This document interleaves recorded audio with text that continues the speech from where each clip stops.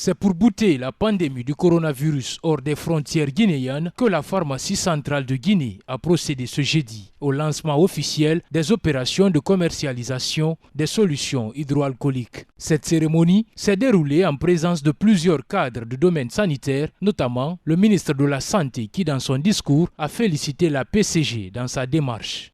Mieux vaut prévenir que guérir. La prévention, elle doit être de rigueur. Monsieur le directeur général de la PCG et toute son équipe, nos félicitations, nos vives félicitations. Nous vous encourageons, comme vous l'avez dit dans votre allocution, nous demandons à ce que vous alliez de l'avant, que la PCG d'hier renaisse. Et je suis sûr, avec votre dynamisme, vous avez emprunté ce chemin, vous avez déjà suivi ce chemin. Et vous connaissant, je suis sûr, le mot échec n'existe pas dans votre jargon.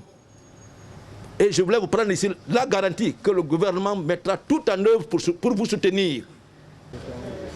D'abord, je précise que la pharmacie centrale de Guinée a une vocation sociale parce qu'on est dans un cadre de santé publique.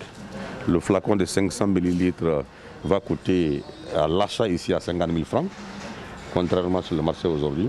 Et aucun revendeur ne doit vendre le flacon au-delà de 60 000 francs. Le flacon de 30 ml va coûter autour de 30 000 francs à l'achat d'ici et aucun revendeur ne doit vendre ça au-delà de 35 000 francs.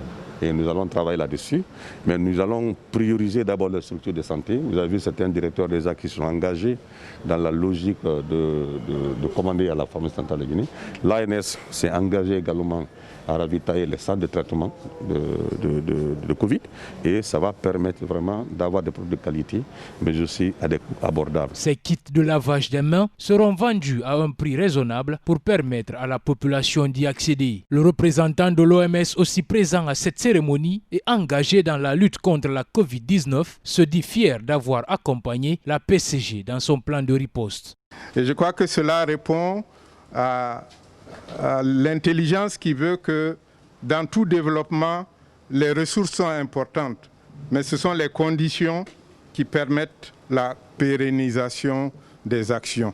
Donc vous avez lancé ici une action pérenne, une action transformatrice pour le système de santé, mais aussi pour le développement en Guinée. Au cours de cette cérémonie, le chef de projet, accompagné des différents cadres et le ministre de la Santé, ont visité les locaux des matières premières de production et les magasins de stockage.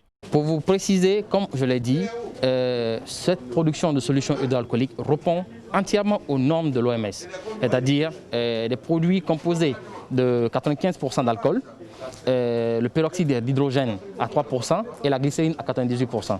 Le tout mélangé dans de l'eau distillée. C'est-à-dire cette solution hydroalcoolique, non seulement elle est virucide, elle est bactéricide, mais aussi elle est fongicide. Voilà.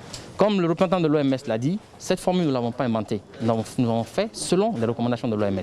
Il faut rappeler que ces produits ont été confectionnés selon les recommandations de l'OMS. Et dans les prochains jours, ces bactigels seront octroyés aux populations en vue de vaincre la pandémie mondiale en Guinée.